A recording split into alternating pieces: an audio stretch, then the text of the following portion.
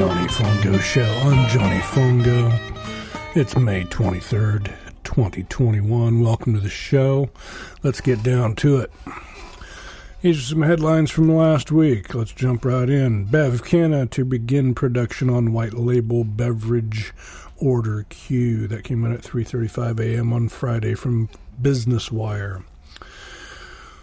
Red, White, and Bloom shareholders approved deferring the conversion date of preferred stocks to October 24th, 2021. That came out at 7 o'clock, Globe Newswire.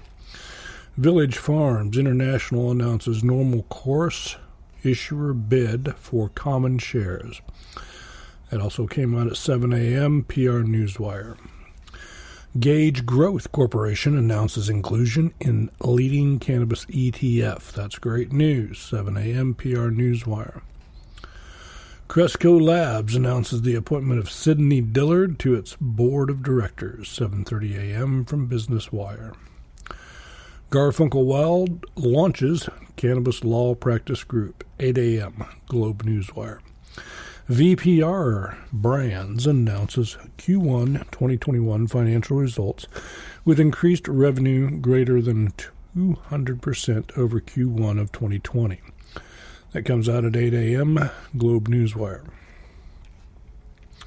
Glass House Group commences installation of state-of-the-art sustainable glass roof panel systems at Padaro Cultivation Facility. 8 a.m. PR Newswire. Partner H. Todd Bullard to serve as co-chair of Harris Beach Council on Inclusion and Diversity. 8:07 a.m. Business Newswire. Weed MD to host fiscal year-end 2020 conference call on May 31st. 8:18 a.m. Globe Newswire. Khalid expands his empire with the launch of Bless Well, a line of CBD-enhanced men's grooming products. It comes out at 8:30 a.m. PR Newswire. Delta 8 THC is a fun version of weed.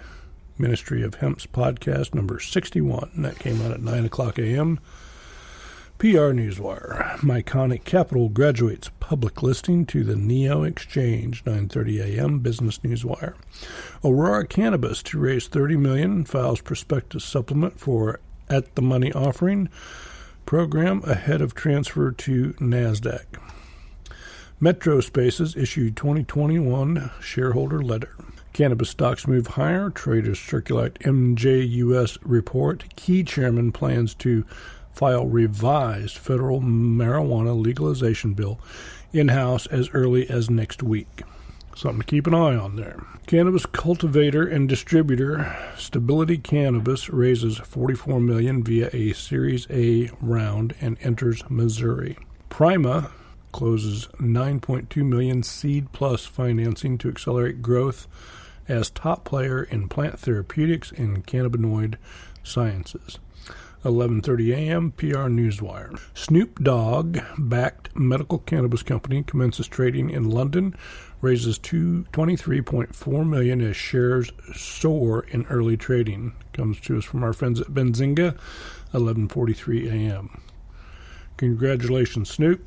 Planet 13 launches cannabis-infused ha-ha sodas in Nevada. 12:15 p.m. PR Newswire. Khalid Index Corporation launches men's grooming CBD-infused line to help put your game face on. 12:36 p.m. Benzinga. Colorado bill doubles marijuana possession, seals some previous conviction records. 12:57 p.m. Benzinga. Coffee holding companies, the Jourdain Well gets hemp processing license in Ohio, aims for Colorado next. And let's see. Ariathi Cannabis lights up its capital raise with SEC buzz. 1:12 p.m. PR Newswire. Cannabis company Auxly raises $8 million by selling units with ATB Capital Markets Incorporated as the only agent. Clean tech company Bast Fiber Technologies raises $7 million in new round, including Meridia Capital. 1:40 p.m. Benzinga. Canadian cannabis sales in March improved 65% year over year, reaching $246.7 million. That came in at 2:02 p.m. from Benzinga. Cannabis movers and shakers, AWH, Neptune, Keef Brands, Canopy Growth, and Crusco. That comes out at 2:52 p.m. from Benzinga. 48 North Cannabis Corp. to host 2021 third quarter financial results conference call on Monday, May 31st at 2021. May 31st, 2021 at 8:30 a.m. 522 Globe Newswire. The Flower Corporation announces first quarter 2021 earnings date, 5:30 p.m. Globe Newswire. Mercer Park brand acquisition. Brand provides update on anticipated shareholdings of the company following closing of qualifying transaction. Carla, would you like to say something? This is my host, Carla, the cat. Yes, she says hello. Acquisition of shares by Cultivator Catalyst Corp., 6:11 p.m. News file.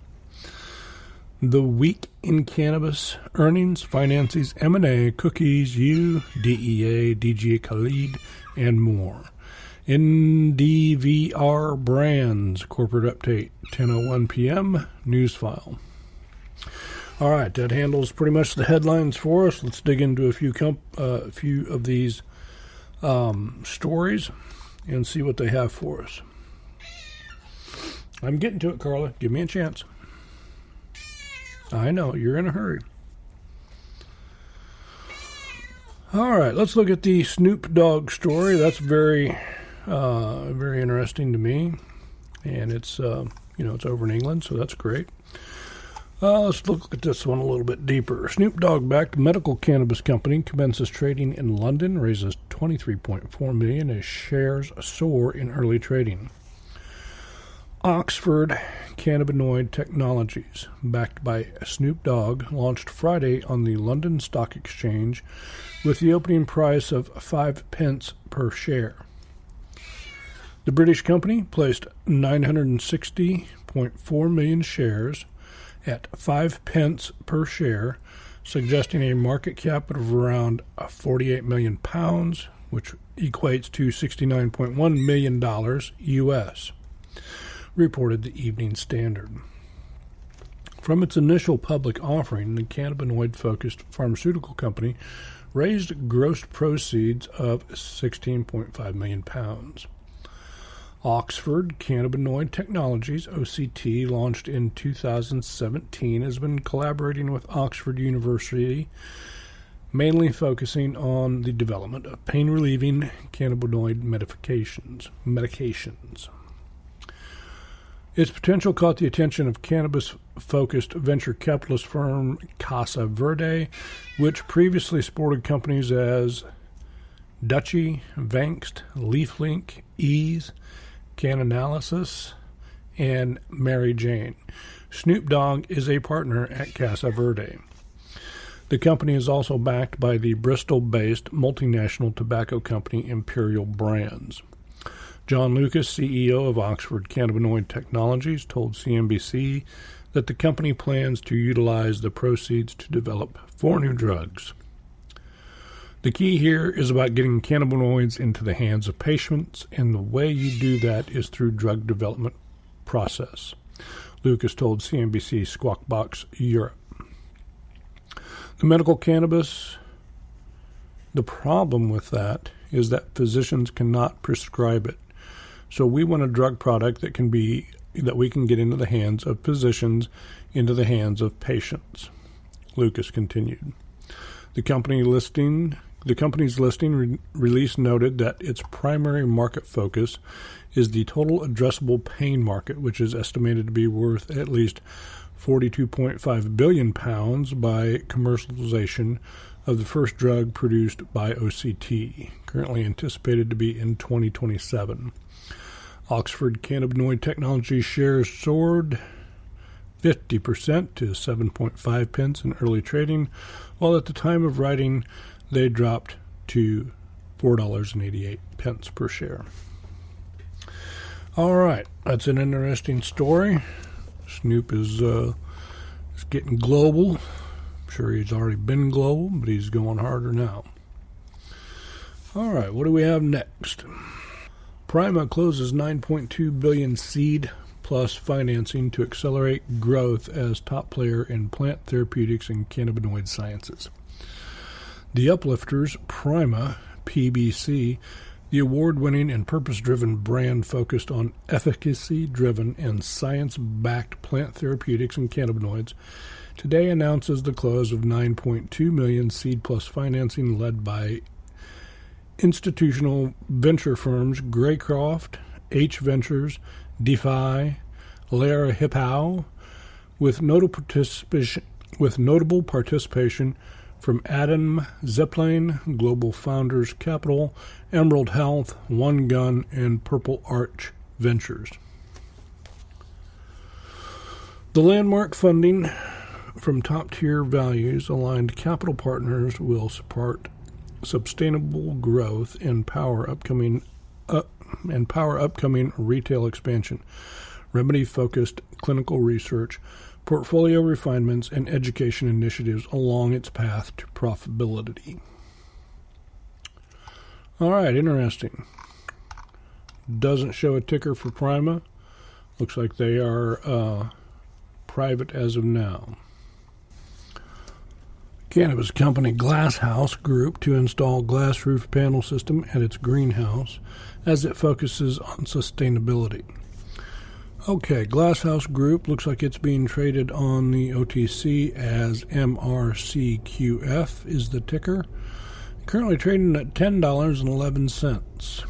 Let's check into this a little bit more. Vertically integrated cannabis and hemp company Glasshouse Group confirmed Friday it has started a project to advance its 350,000 square foot Padaro greenhouse. The Los Angeles-based company began the installation of a new glass roof system leveraging Dynaglass panels. The new roof will let in more natural light, which should directly affect yield and product quality while lowering its carbon footprint and extra operational expenses. Glasshouse noted that this project should help the company reduce the energy necessary to produce each pound of cannabis flower by around 20%.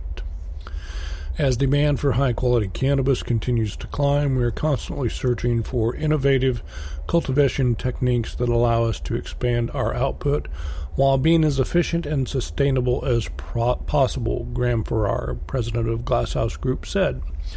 Partnering with Mother Nature to harvest more without consuming more resources is what sustainability is all about. Very good. Very good. Be interested and keep your eyes on Glasshouse Group. And here's one last story for you real quick. Gage Growth Corporation announces inclusion in leading cannabis ETF. Gage Growth Corp. On the Canadian Stock Exchange, you can find that at GAGE, is a leading high-quality craft cannabis brand and operator in Michigan. It's pleased to announce that it has been included in leading cannabis-focused exchange trend Advisor Shares Pure U.S. Cannabis ETF on the NYSE. You can find that at MSOS. So if you want to take advantage of Gage, you can do it through that particular ETF, MSOS.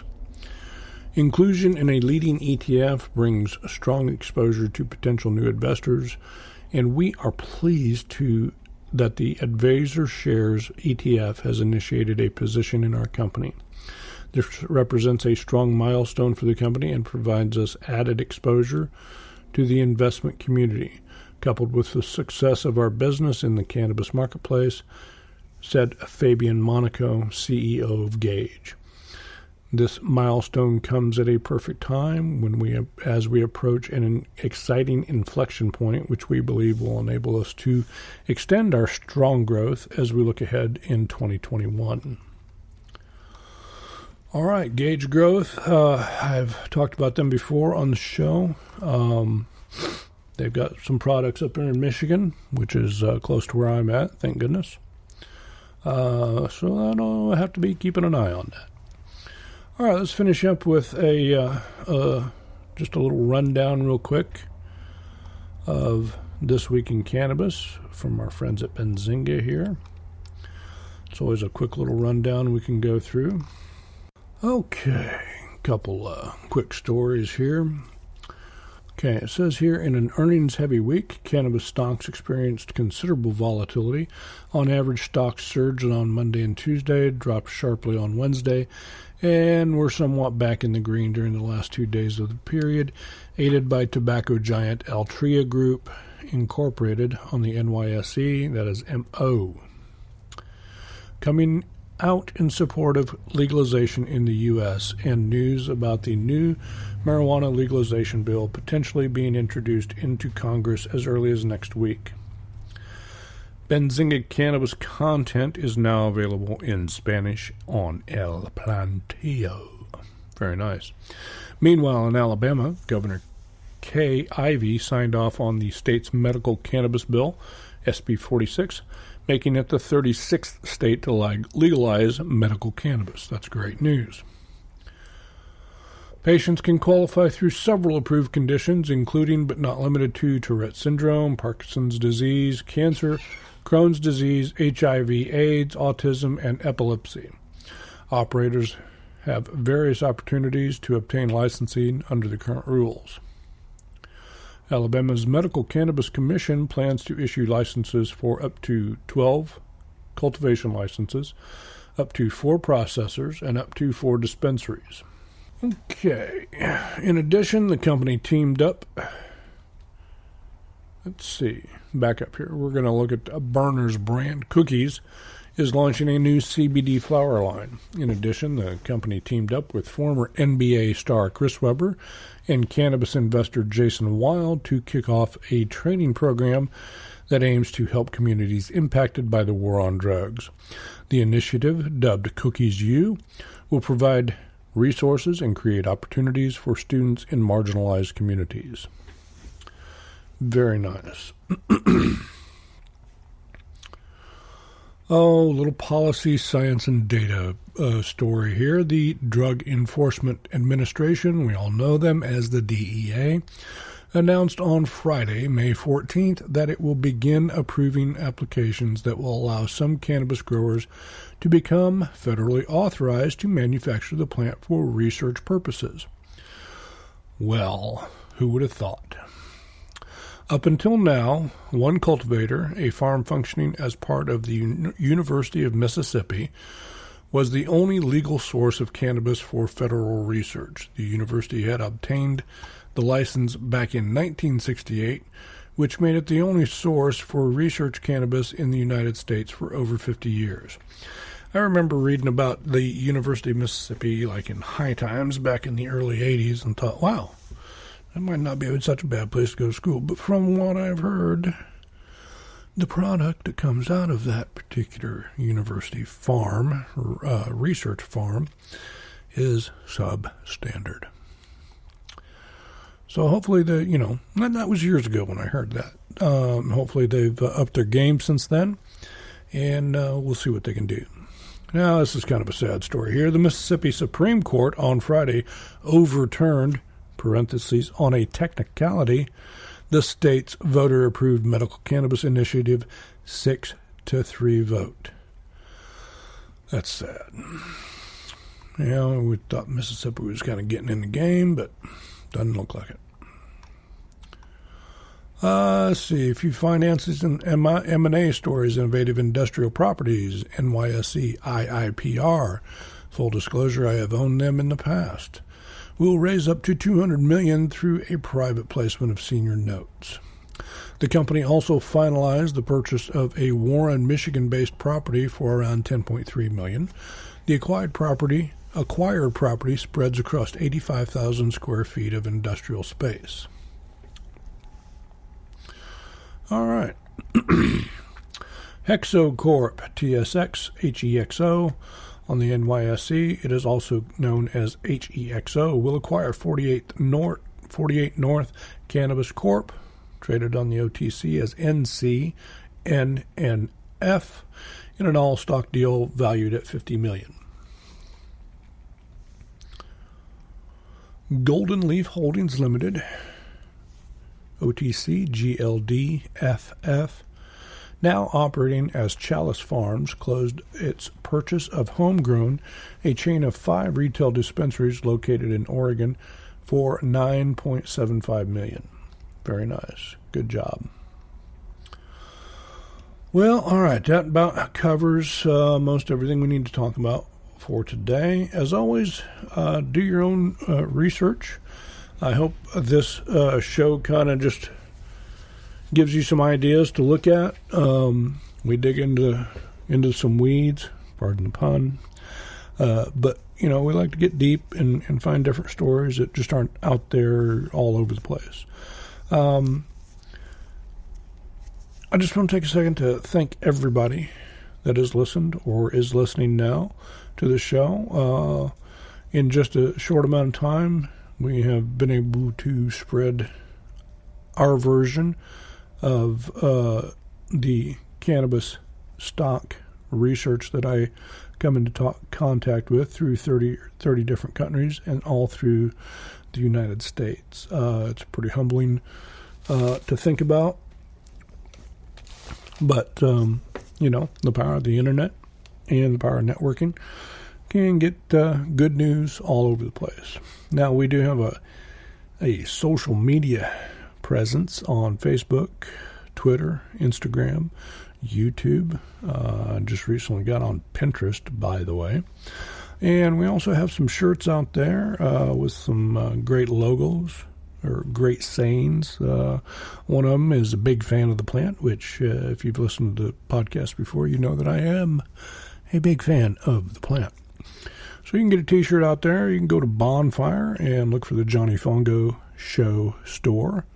Got a little merchandise out there if you want to get it. Be much appreciated. Now, I just want to finish up real quick. If you've heard the show before, you kind of know what I do. This is a little podcast about my research into the cannabis sector, mainly publicly traded stocks. Sometimes we look at things that aren't publicly traded yet. We pretty much like to talk about everything cannabis.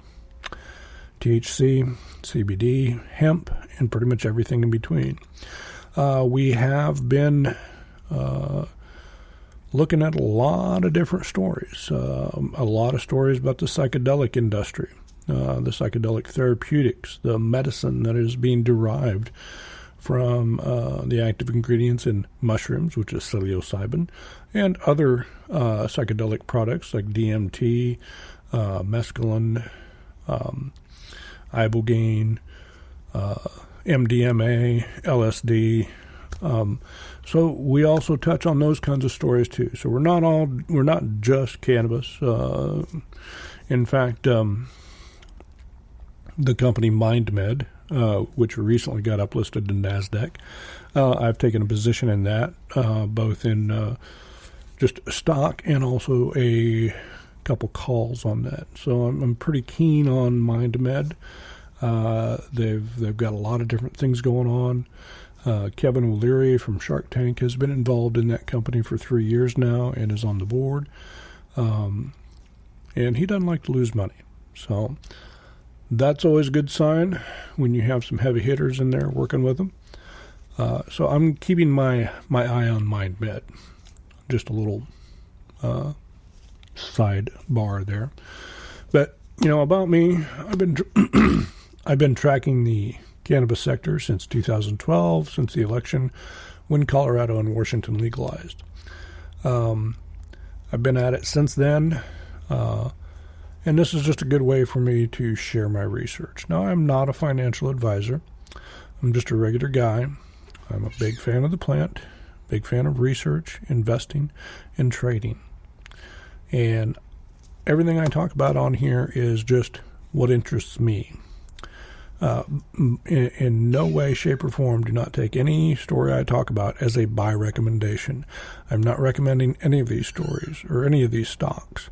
I will tell you, full disclosure, when I do own particular securities in this industry, and whether I have or whether I own them now, and I'll share price points and whatnot from time to time with that. So this podcast is more just a recommendation to do some more research if you hear about something on here that interests you. If it's in your strategy, if it fits your investing mentality, go for it. Check it out. There's so much research out there. There's so many ways to find more about these companies. And I'm just a big proponent of research. So, with that being said, you've been listening to The Johnny Fongo Show. I'm Johnny Fongo, and I want you to have a profitable day.